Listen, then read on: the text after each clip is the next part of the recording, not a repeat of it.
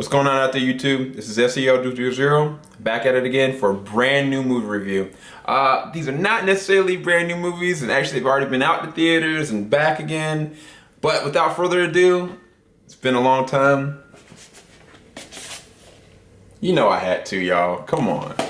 I have here Steel Box Limited Edition sets, Hunger Games Catching Fire.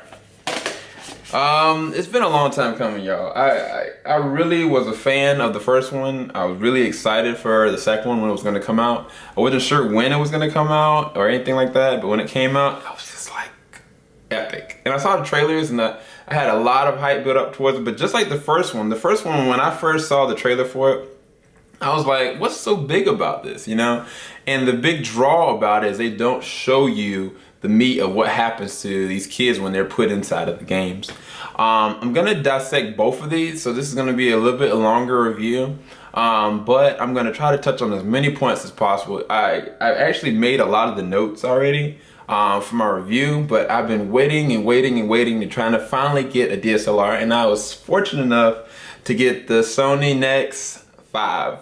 5T is just, it's amazing, y'all. I'm not gonna go too much into it, but I think I'm gonna do an actual review on the camera because it's been a blessing to me already. Anywho, without further ado, let me go ahead and go straight first to Hunger Games #1. So based on the book series, this story, it revolves around a character named Katniss Everdeen. Katniss is a very amazing character. Her story arc goes so many different ways because she lives in District 12. District 12 is the mining facility district. Each district is got its own consolidated uses of things that they are famous for or they bring to the table to the brand Senate. And so what they've done is they've made the Hunger Games as a uses of keeping these people condensed and controlled, because there was at one point a revolution where people wanted to live under free will without districts, with just living, you know, and now it's brought to this place without spoiling too much. I'm gonna try to make this a complete spoiler-free review. It's gonna be very hard, especially with the first one. Actually, no, scratch that. I think I'm gonna have to go and tell you all a few spoilers. So spoiler alert. Reason why is because going into the second one, there's a lot of things I'm gonna have to talk about, and it falls right underneath each other. But anyway, going into Katniss's story, she has her sister, and her sister is very worried off the gate that she's gonna be put into the games. And the games, you have kids that are maybe 18 and below that could easily get pulled from a list. With each list, every person in the district, if they're of age, they get put into the list, and they get, the roll get actually drawn to see if they're actually going to be going to the games to represent their district. And so her sister is so upset and so worried and stuff like that, and Katniss just telling her. And the thing about Katniss is the fact that you realize off the gate she's a lot different. She's very hard. She's not necessarily emotionless, but she's very structured. And you wondering where is her father? And that's a whole other thing I'm going to get to later. But you also find out that she's a hunter. And so from there, it's a lot of different things that go on. But keeping to the core of how I do the movie reviews, I'm going to dissect this like I normally would any other way. But going off of the environment, the scenery, and the visuals and the cinematography for this, it was beautiful. It was star-crossed beautiful, because you would see scenes that take place within the woods in District 12, and it just looks so sad and downtrodden. And then you see her hunting in the woods, looks so authentic. The visual shots were just amazing. And there was times where you're trying to blur and see what was really created for scenery and what was actually created for specifically for CG. And when you get to like the city and you get to the actual Hunger Games, it's just, it blew my mind. I mean, that was part of the draw I had. This wasn't just like your normal kind of like Twilight CGS kind of thing. It wasn't either like, I'm not sure if any of y'all have seen Battle Royale.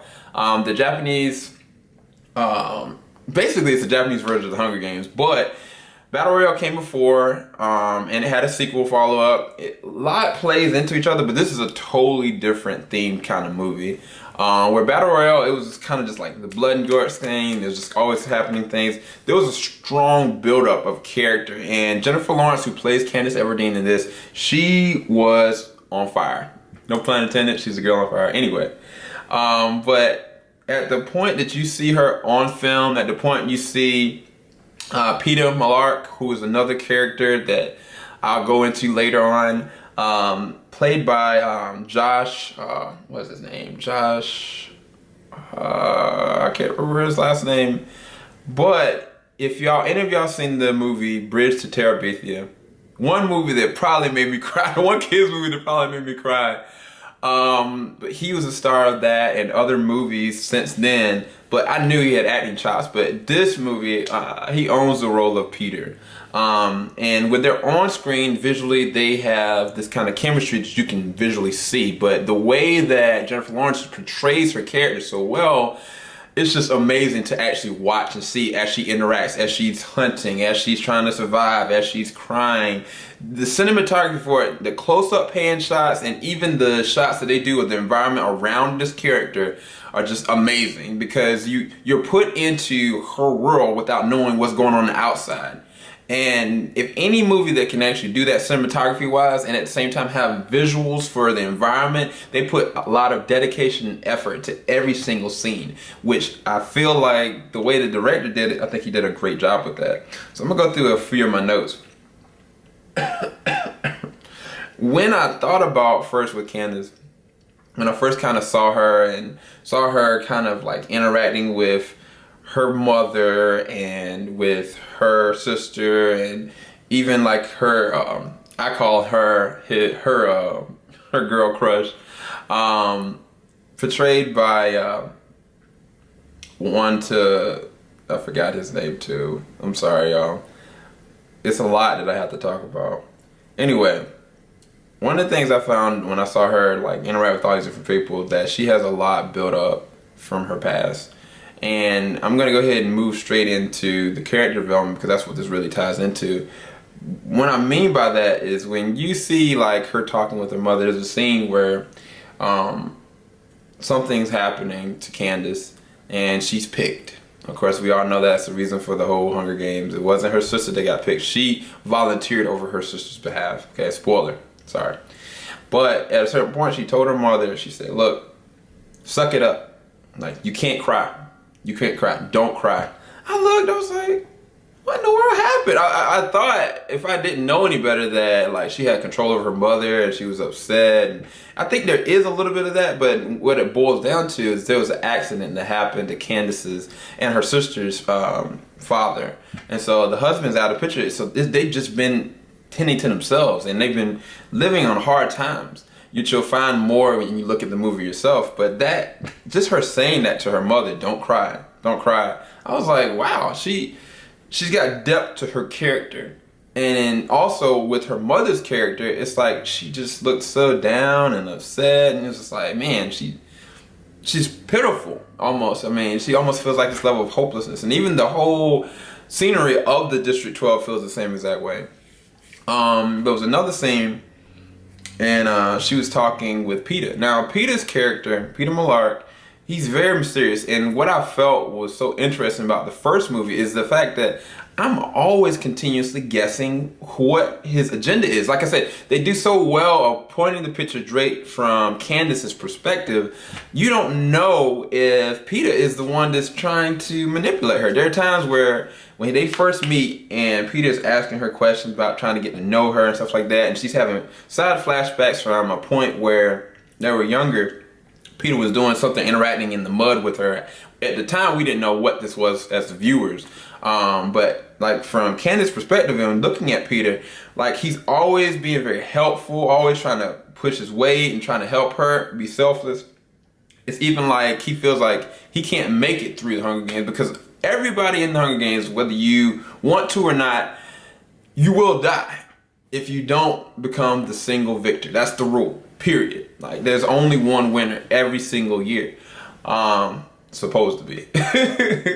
Anyway, but with Peeta's character, there were times I was looking at him and I saw him interacting with Candace, and I'm wondering, I was like, is this guy manipulating her? Is he is he being genuine or not? And it shows great acting chops. It shows great character development because I'm invested in Peeta, but I don't know if I can trust Peeta. Just like Candace can't trust anybody. She doesn't feel like she can trust anybody. Heyman with Woody Harrelson's character. He is a victor from the past, and he's a drunkard. Like, he is an alcoholic, essentially. He loves to drink. And, I mean, Peeta was the first one kind of asked him, like, can I help you? Can you help us, like, learn how to survive this? And he's just like, I don't know. And Candace, and this is a whole other thing with her character, she takes a knife, she slams it right down. And Woody Harrelson's character looks at her. He's not scared at all. Now, to me, that shows two different things. One, he might be going through post-traumatic stress disorder, meaning that he probably dealt with all those things that happened, those people that he had to kill just to survive. And now he's become an alcoholic. He's become this facade of this shell of himself. And I mean, it shows. I mean, it showed that, yes, he's messed up, but no, he's not afraid to take somebody out if he needs to. But at the same time, he has a willingness to care for these people, to care for Peeta, to care for Candace. And I thought that was really interesting character development. There was some other things, but I'm gonna get to those later. There was a point. Now, Candace and Peeta, they have people that actually help them out as far as presenting them to the Senate. Because at a certain point, they're gonna have to have judges that see and assess what they can get provided for them provisional wise, as far as like when they get into the games, if they can get this. And these are all about the sponsors. And Candace's character is not the best kind of character to really reach out and just want people to love her. Like, Peeta is the type that he knows how to play the field very well, and that makes him very dangerous. But at the same time, he's got an inner strength. He's very skilled with his strength, with his arms. Candace is very skilled with the bow, and that makes them contenders to an extent, but they have to prove themselves. They have all these other people around them, as far as the people that are the candidates or the other people from the different districts that are going to be competing with them, that are trying to like fill them out. But then they also have to present themselves a certain kind of way. And Senna, I felt, which was by Lenny Kravitz's character, he played a very good role in Candace's life, because he, to me, he was the first person that she really opened up to, honestly, because he was telling her, because what his role is to present them to everybody with the clothing line and just the whole atmosphere and the theme for their character. He has to make that. Whereas like Woody Harrelson's character has to train them, he has to present them. And there's another character by Elizabeth Banks who's so interesting. I forget her name all the time. She's got this crazy hair all the time. She's got this crazy makeup all the time. She feels so fake, you know. But you can tell inwardly there's a heart for people. There's a heart for the people that she's representing. And all of them, they kind of feel that, but they've gone through so much. And so it's just a very interesting theme. It's a very interesting casting line. But anyway, getting back to it, with Senna, he's the first one that kind of opens up the Candace that, like, he's there to help her, and she trusts him. Like, she believes in him, and that opens her up to eventually trusting and believing in Peeta, and eventually trusting and believing in Heyman, and to a degree other people around her. But it's just very interesting to actually see. Now, when you got, man, there's so many different actors in this that it's just crazy. But if I could say anything about the way that the characters were driven, great writing, great source material, great acting. It was really great acting. Because it's this kind of movie, this for the teens kind of, it's not gonna get the recognition that it really deserves, as far as Jennifer Lawrence's character or even Woody Harrelson's character, which they have other roles in other movies, but it's sad that they won't be like really shown up, because this is their epic role. Anyway, going into it even further, I'm gonna go into the story. Now, I've talked to y'all about some of the story, but there's a lot of imagery early on in the story to me that I felt that the scripting and the writing, it showed in a very good way, especially for the first one. Let me make sure. Yeah, we had a good time. We had a good time. This is gonna run a little bit longer. Like I said, this is a review for Hunger Games 1 and Catching Fire, Hunger Games 2. Anyway, there's a point where you see early on that, what was it? Stylization imagery leaves a lot guessing and wondering thoughts of series thus far. Who is the person really honestly theme? Who really is honestly the theme? Peeta says that he will lead to talk to Heyman, and you're left Candace's shoes, keeping her at odds with the audience. There are times where early on you can kind of tell that there's going to be a great, not fight, but a falling out with Candace's and Peeta's character. And you're also going to see that when she's in her element back in District 12, when she's hunting and the way that she interacts with the environment, that you can tell she's got an inner strength that other people don't necessarily have. And that later on is going to elevate into how she becomes the girl on fire, how she's going to become the ultimate person that everybody's going to look at and like marvel with. But she, at the same time, nobody can identify with her.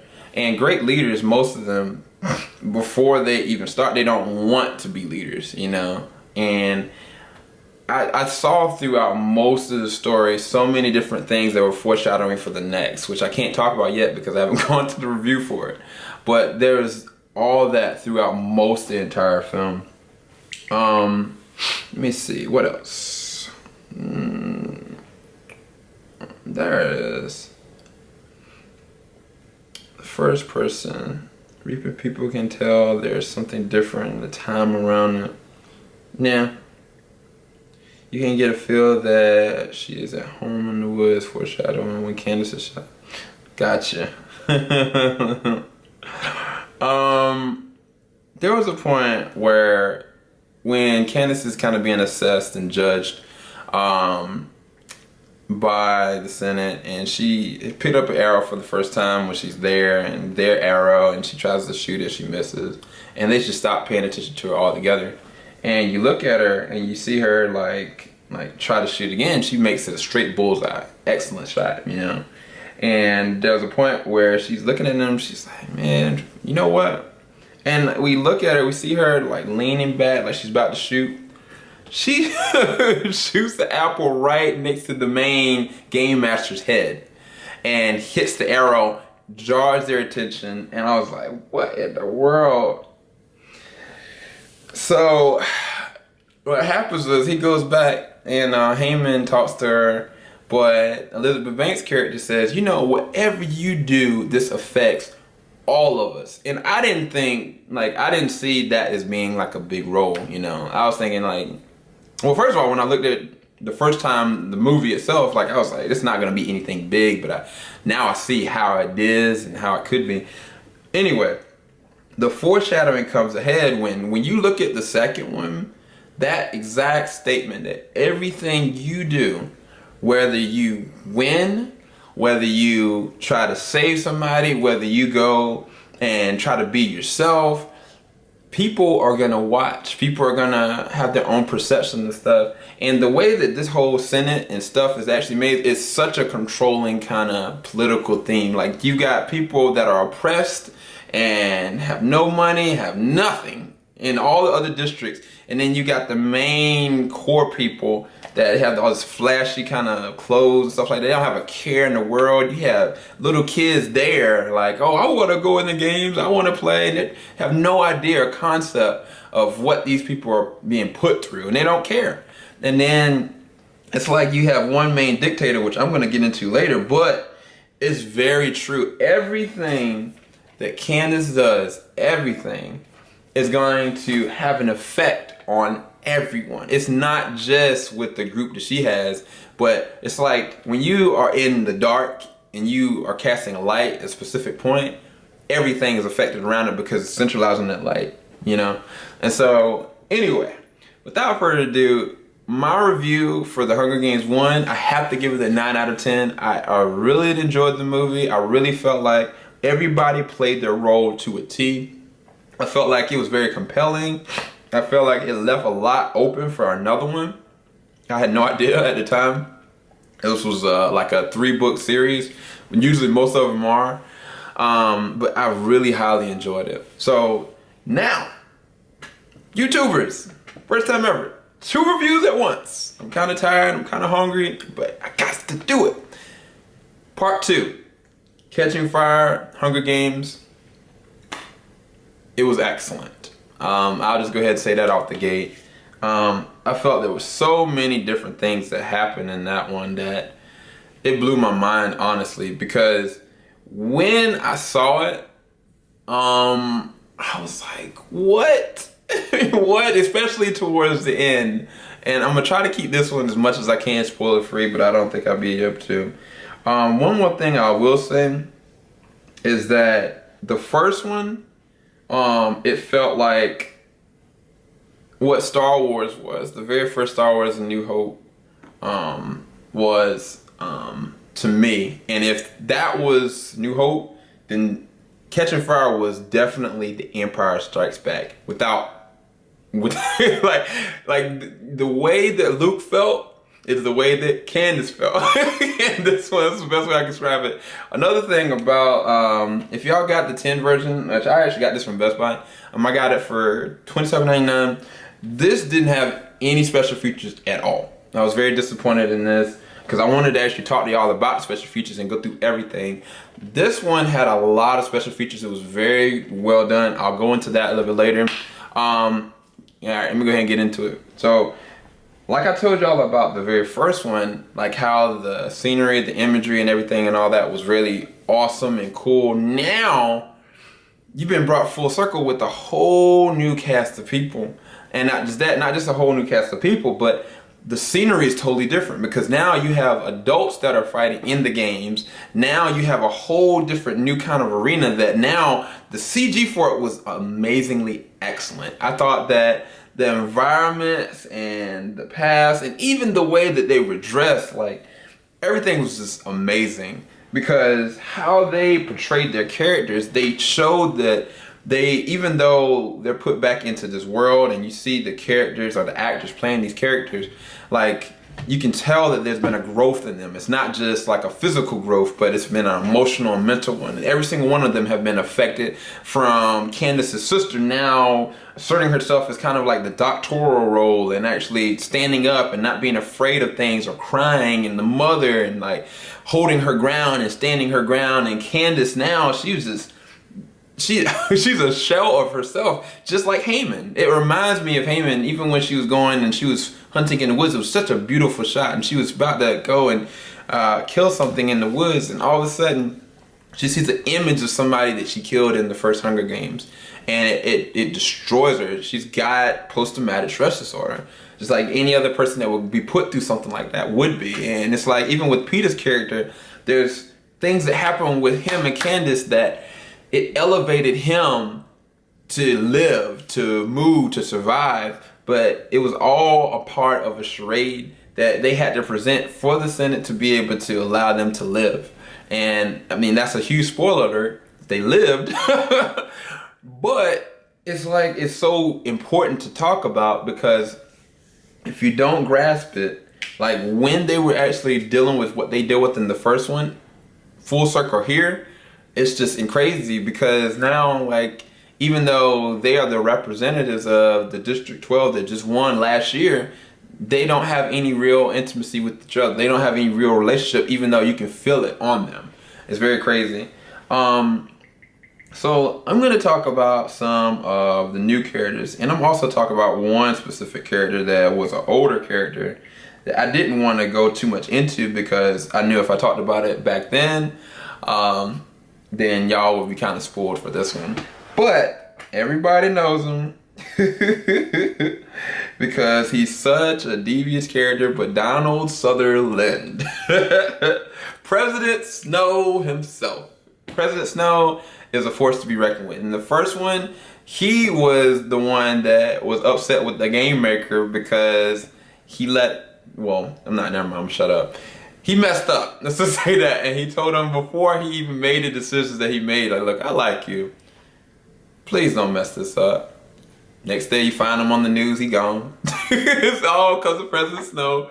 But he controls everything. He, at this point, going into the beginning of the movie, when you go into Jennifer Lawrence's character, she's so distraught, so upset. But how she's expressed from President Snow is that she's a rebellious creature that needs to be squished, basically.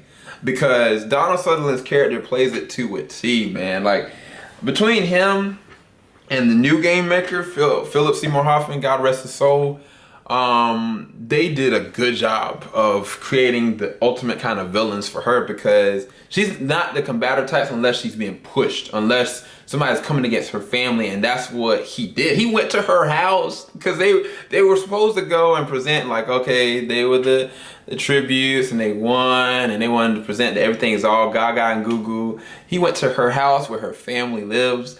He threatened her life. He threatened her family. He said, look, you better do this, that, and the other. If you don't, I'll take all of y'all out. And he wasn't kidding. It's like he's so fearful and afraid of what she could be. And she doesn't even want that. It's like he's forcing her into her destiny without even knowing it. Because he sees her as a threat, as a rebellious kind of creature, which she is inherently, but only because she's pushed. And when she's pushed, that's when she becomes the girl on fire, which I thought that's a good imagery. Anyway, going back, there's another character that plays a huge role, Gail, which I didn't want to talk about too much because Gail was the person that she was always hunts with. She's the person that he's always liked her. She's always kind of liked him, but she's going through all these different kind of emotional things. So it's like she seems like she's the kind of girl that goes back and forth, which that's not necessarily her character. She's a lot deeper than that. In this one, she has to balance the fact that Gail is presenting herself. He even kissed her early on in the movie, but she doesn't know if she has real feelings for, like, the other guy, Peeta. And because of that, Josh Hutcherson, thank you, gosh, I can't believe I forgot his name. But it's like an interesting kind of love triangle, but it's not too petty, it's not too stupid to draw you away. So I thought that was really good. Philip Seymour Hoffman's character, he did a great job of being the new game maker, because he scared me. I didn't know what his character was gonna do. I mean, he's very subtle, and he chose to become the new game maker. It wasn't that he got pulled in. He was one of the original, and it's interesting how that all plays out. I'm not gonna spoil it. I promised I won't. Everybody is back. Senna, Iffy, Elizabeth Banks' character, everybody for the most part is back in this one. That's the main characters. One of the characters I didn't talk about, which was Caesar Flicker, played by Stanley Tucci. He is hilarious. He is the announcer that whenever there's any broadcast going on, he just lights up the screen. He's got this weird ponytail and pink hair, and he's just hilarious. I think his character, it adds a whole nother level to the movie, because you can tell he's got great acting chops, but at the same time he plays the role of kind of the scapegoat to a degree, and I thought that was really good. Other character, I know there was a lot more. Anybody specific? Yeah. There was a couple new characters that were put into the fold for this one. Some of them were really good actors. Finnick, who is played by Sam Claflin. Who else? Yeah, Jenna Malone's character, Joanna. She did a really good role in it. And who else I can think of?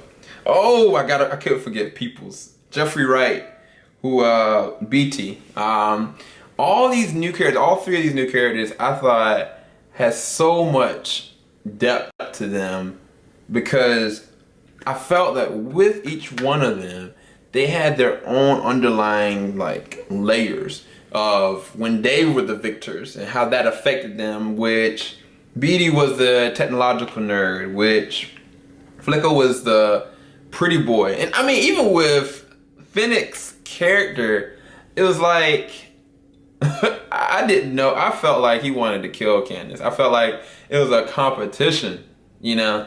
And I mean, that's just great acting because there wasn't a moment that I didn't think that he was going to betray her, which is really crazy. And it's the same thing with Joanna, Jenna Malone's character. Like, I felt like they were out for this girl.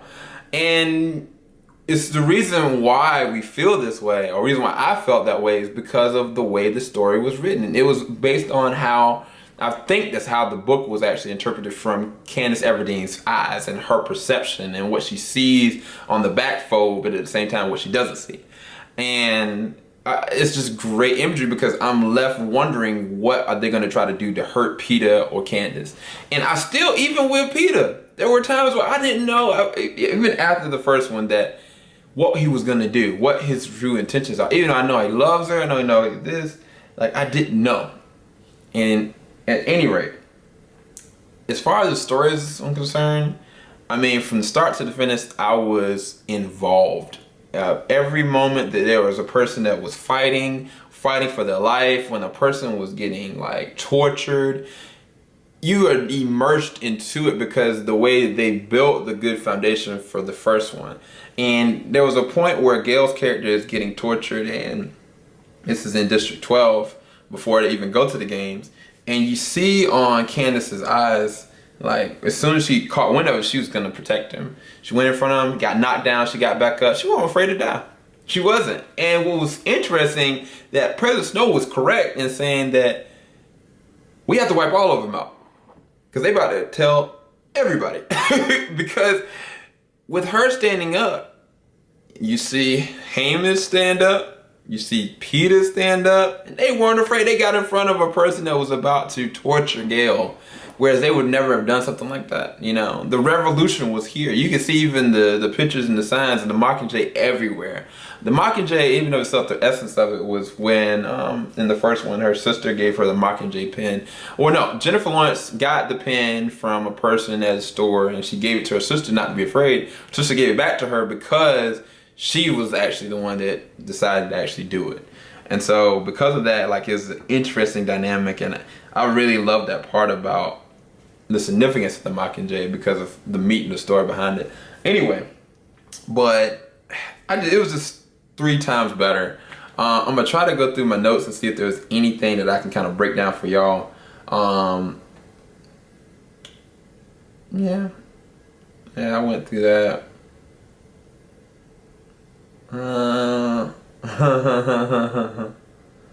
Berries. There was a point where when Candace was talking to President Snow, he's threatening her, and he was talking to her about the original Game Maker, and Candace was like, "It's amazing how some little berries can take down such a fragile system." And it was funny because she don't realize that it won't.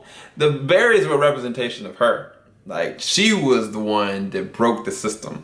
And by the end of it, she physically breaks the system. Foreshadowing again, which is really good storytelling.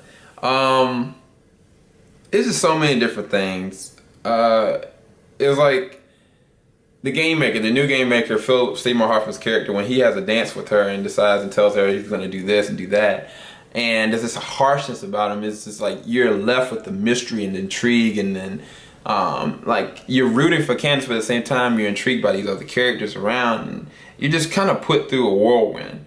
One of the things that kind of almost made me kind of really sad was when Candace had to go through to District 11, and District 11 was the district where there was a young girl in the first one that had helped Candace out of such a bad moment.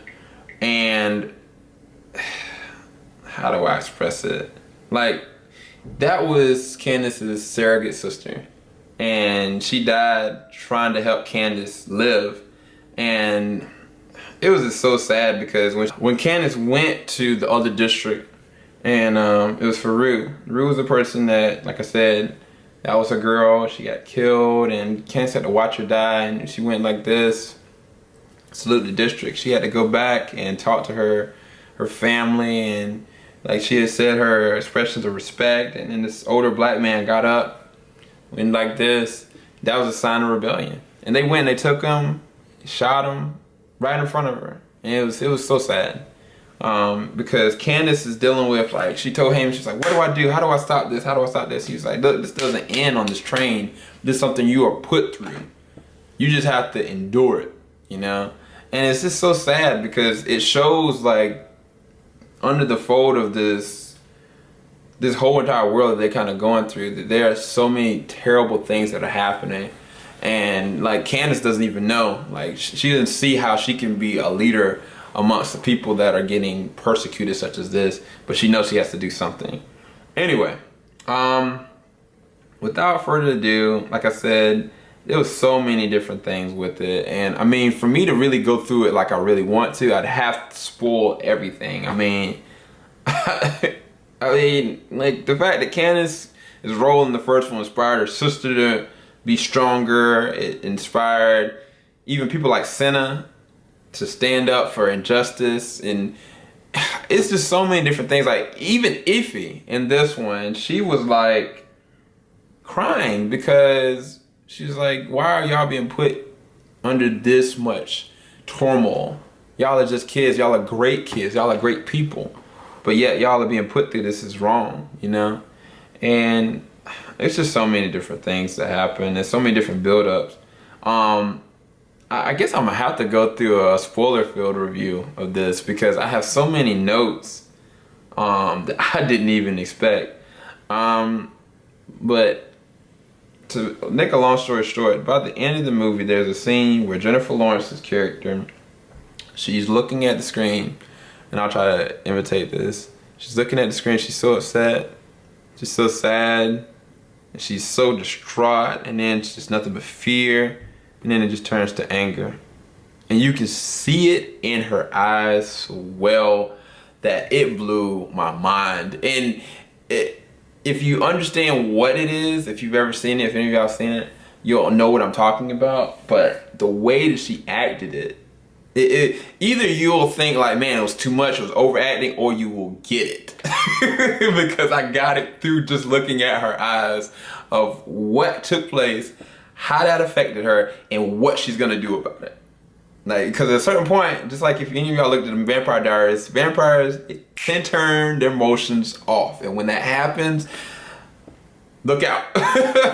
Anyway, 10 out of 10 for Catching Fire, Hunger Games. I really enjoyed it. I looked at the special features of it.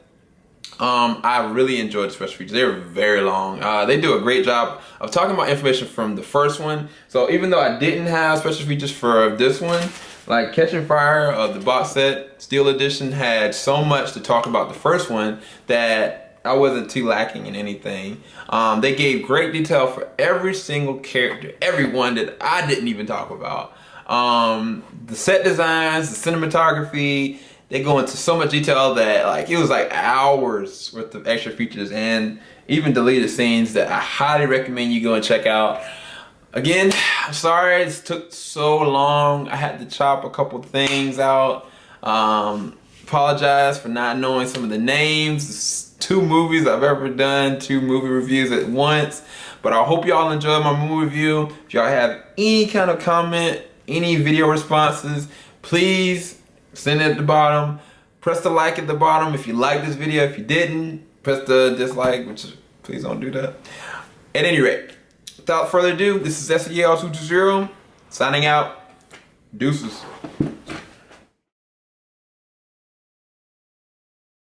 It's SEL020. I'm back at it again for a brand new review. Wait, crap. I'm at the cut. Maybe I'll be at a. What should I do? Okay, let me do this. There we go. A little bit more. There we go. Alright, now I'm ready.